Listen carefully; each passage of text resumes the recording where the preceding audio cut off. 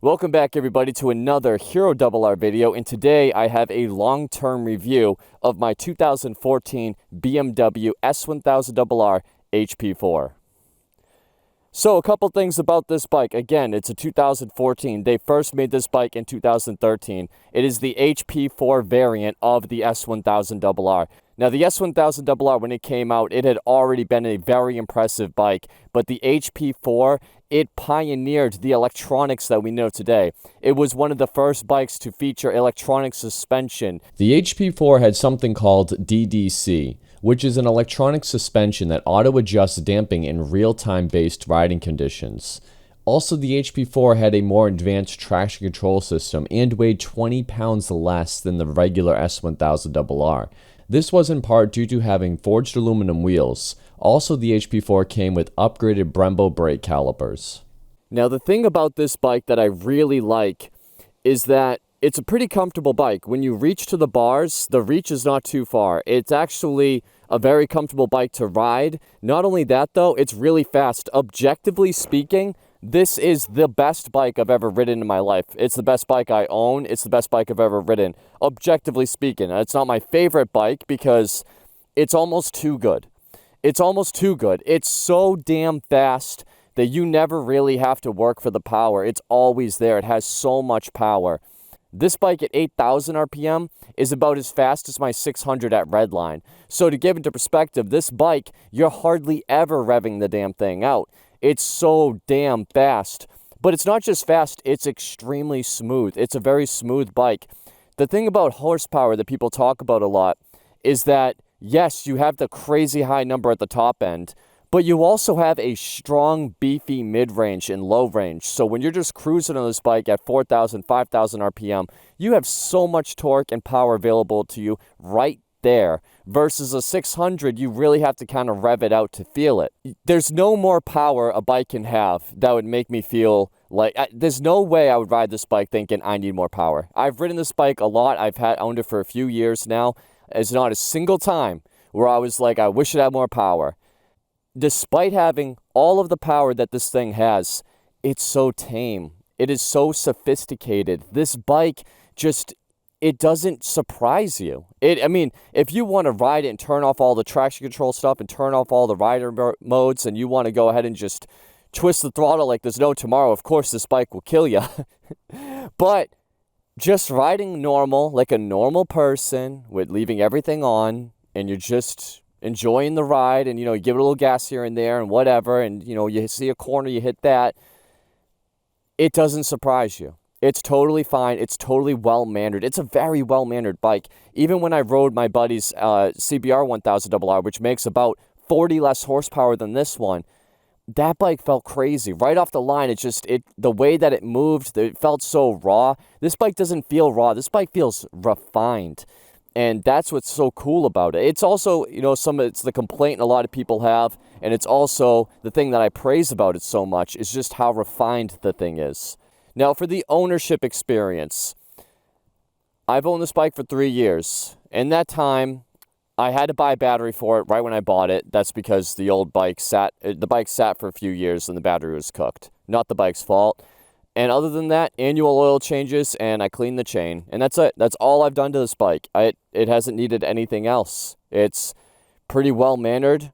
The oil changes are a little bit more money than a regular bike. I do put Rotella in this bike, which some people might scoff at that. If you do go with OEM BMW oil, it's going to be expensive.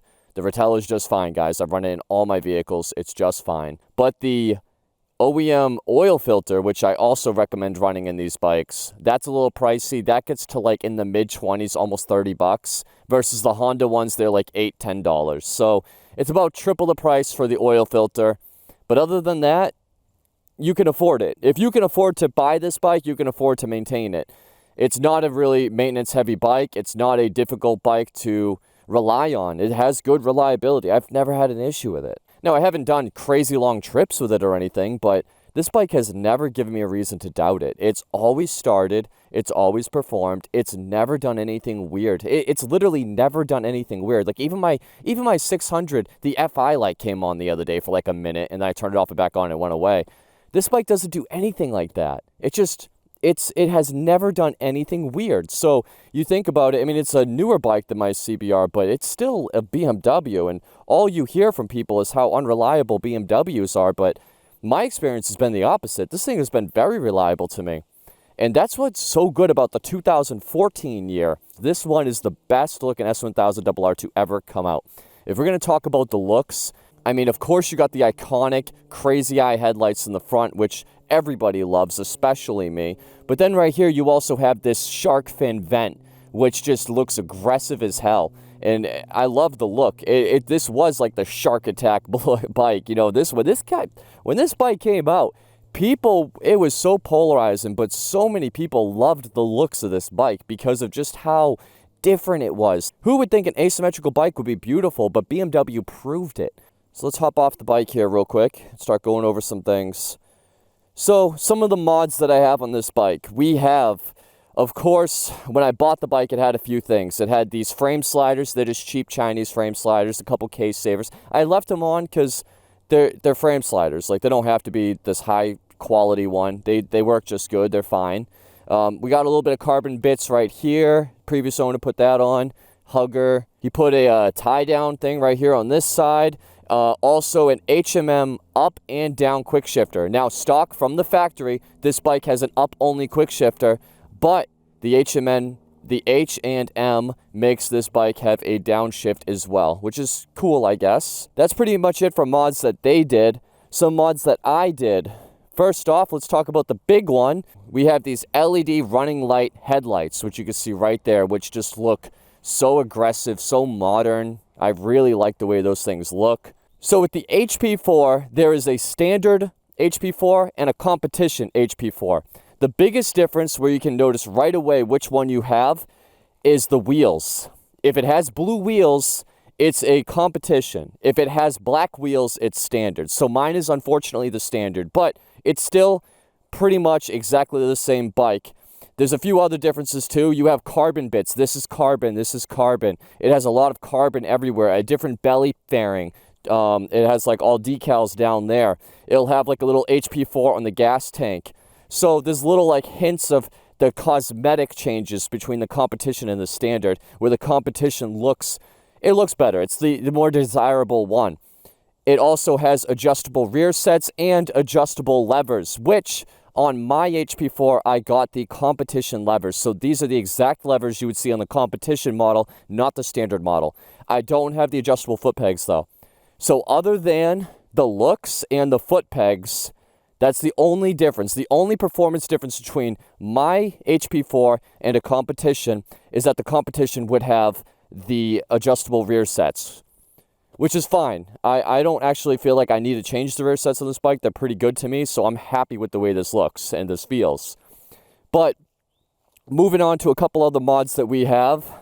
Obviously, we have a fender eliminator kit right there. Also added some turn signals into the tail, but I'll show that in a minute when it's darker. I also have, of course, my phone mount right here. We have an anti-gravity lithium-ion battery under the seat. Works great. Other than that, that's it. The bike is stock, and that's the way I want this bike. I want this bike stock. BMW made this bike from the factory, ready to go. It didn't need to get upgrades. It didn't need different changes to this bike. I mean, yeah, it's over 10 years old, so some things don't feel as modern, but in general, this bike does not need updates. I put a phone holder on it. I put a different set of headlights, mainly because the headlights when I bought it had like this cut wire that the previous owner did. Don't get me started, but I went ahead and was like, I got to replace the headlight anyway. I was going to do the wiring, but I'm like, you know what? Maybe I'll just put new LED running light ones in, and I'm glad I did. It looks great. Other than that, though, the up and down the quick shifter, I mean, it's nice. It's nice it came with it, but would I have done it if it didn't come with it? No, I wouldn't have. I think downshift auto blips are they're cool, they're nice. I can either take them or leave them. I don't really need them. All right, so sitting on the bike, I wanted to give you guys kind of like a overview of what it feels like right when you sit on the bike. Now, one other mod I forgot to mention is this bike also has heli bars. The previous owner put them on. I love them. The bike feels so good. I'm so glad it came with the heli bars. I would absolutely put these bars on if they didn't come with it. It looks so stock, you would never have known unless I told you. But anyway, the reach to the bar, again, heli bars, it's not bad. It's not bad. The arch of my back, I'm not sure if you can see it, but it's really not that bad. It's pretty standard for a superbike, what you would expect. But the actual cockpit itself, easy to read display. We're gonna go ahead and turn the key real quick and you can see everything bounces to life. You have the analog tachometer right there in the front, which is nice. I always like the analog tachs. You have a digital speedometer right there, and you have a gear indicator. All the important information you need is right here. It even has a clock and a shift light. So that's pretty cool. I like that it has those features. But the overall feel of the bike is great. The legs, the way the legs hug the tank are good. Everything about this bike, it fits me so damn well. The difference between this bike and the 600 is the 600 is a screamer. So when it's just really, it revs so high and it's peaky, so it sounds really good to redline it and everything. This bike, it's such a, the cylinders are big. They're big cylinders, so the bike just sounds like throaty. It sounds, you'll hear it. Hold on. So this is what it sounds like.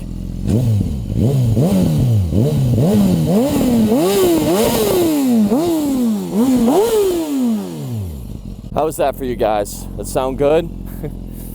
It's a damn good sounding bike, but I'll admit it's not a full exhaust. It does have the baffle removed, so it's a little bit louder than it would be if you bought a completely stock one, but it ain't bad. So, riding experience time. About time we get into that. The handling, the power. This is everything. We'll talk about it. I'm in the twisties right here. There were a bunch of bicyclists around here, so I'm hopefully not going to deal with any of them. But yeah, so right away, guys, the handling, I want to talk about that first while we're in the twisties. Oh, got this car right ahead. Let's slow her down so we don't get too much on them. The brakes are unbelievable. We have ABS and traction control and everything, so you can just grab a fistful of brakes if you want. Brakes are unbelievably good. But the handling, let's talk about the handling. The bike, when it moves over similar to a 600. It's a light bike. It's what, 435 pounds roughly, or I'll animate on the screen how much it weighs. It's not a lot. It doesn't feel like a heavy leader bike. And that's what I mean. These bikes, the 2014 era BMW S1000RR, it is pretty much the pinnacle of performance. It is not that, pinnacle is probably not the right word, but the difference between this bike and a 2025 bike, it's not that much different. This bike is still, by all intents and purposes, a modern super bike. It's still modern. Everything about it's modern. And it handles so damn good. It glues to the corners. I'm not even going fast. I'm like barely even doing anything. I'm not even riding fast at all. But the bike glues itself to the corner. It pulls you through the twisties, and it flicks over, maybe not quite as fast as my 600, but it does. It still flicks over good. This is the epitome of a super bike. It is so fast. It's very precise. The way where you pick a line and go, it will go where you tell it to. And then the power. Like, you can't even open the damn thing up. I mean, I could very easily do 120 miles down this road, but this is also the area I hit the turkey with my RC51, so this bike's just too nice looking, too good looking for me to even attempt to put it in danger. But man, it has power. It takes a lot of maturity to ride this thing, and it's so tempting always to just crank on the power, because especially on the highway, you'll be on the highway and you're just cruising, you look down and you're doing like 85 and you're like, what the hell? You think you're doing 65, you're doing 85. You're on the back roads and you don't even, I never worry about shifting. Whatever gear I'm in, sure. I might look down and see my gear indicator and make sure I'm not in like first gear.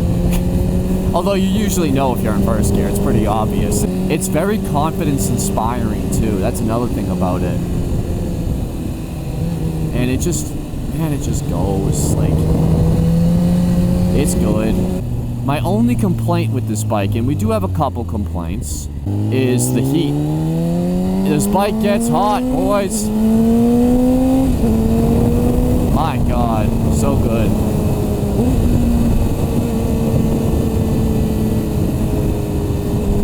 The bike gets hot around the seat area, on the upper legs. It gets really hot. I don't like riding this bike on a hot day. It like gets almost as hot as my RC51 did before I did the mods. We got the quick shifter. I never get to use the quick shifter, guys. I gotta be like 10,000 RPM to really utilize the quick shifter. I never rev this bike out. That's the problem. That's the biggest problem with this bike. It has the power, it has the looks, it has the suspension. It is, bar none, objectively speaking, the best bike I have ever ridden and I've ever owned. However, damn, you don't get to use it. It's like such a tease. You don't get to use it. I can't even, I don't shift. I don't shift. I granny shift into second and then I cruise in second. And yeah, of course, at least the suspension is so good, because I could just sit in a gear and just worry about the suspension. But part of the fun for me of riding is banging through the gears, hitting up and down on the quick shifter, or even rev matching, doing whatever, the clutchless upshifting, all of that. I really do enjoy riding bikes and getting an engaging experience. I had an argument with my friend the other day about the Corvette, and he was telling me how much he liked the C8, and I said I love the C8 also. I think it looks really cool and it's a cool car, but I kind of think my C5's more fun. And he was arguing with me, what are you talking about, your C5's more fun? I said, well, it has a manual transmission. Like, why would I want a sports car that's automatic? That doesn't even make sense. Like, why would I want an automatic sports car? And that's the whole thing about it. Like, just like how I wouldn't want an automatic sports car, I also don't want a super bike that could just sit in one gear and never shift. So anyway, guys, who would I recommend this bike for? I recommend this bike for anybody riding in the track, of course. If you're a track rider and you really want to hit the twisties and you're a fast, very advanced rider, I recommend this bike for. I also recommend this bike for anybody who's a collector. You just want a cool, limited production bike. This is a great bike for you. You should get it. I also recommend this bike for anybody who cares a lot about how the bike looks. If you're somebody that just wants to look cool and own something cool, and that matters a lot to you, that's the reason why I bought it. I'm not gonna lie, that's the reason why I bought it. Anyway, guys, thank you so much for watching. I'll see you all in the next one. Take care. Bye-bye. It's a sick news, pull your little arrows out. Let me live my life, the one I'd better lead. All the plans of fantasies, and we looked at them 11 ways. You said, look at me, I looked away, and you wrote the song I wanna play. I'll write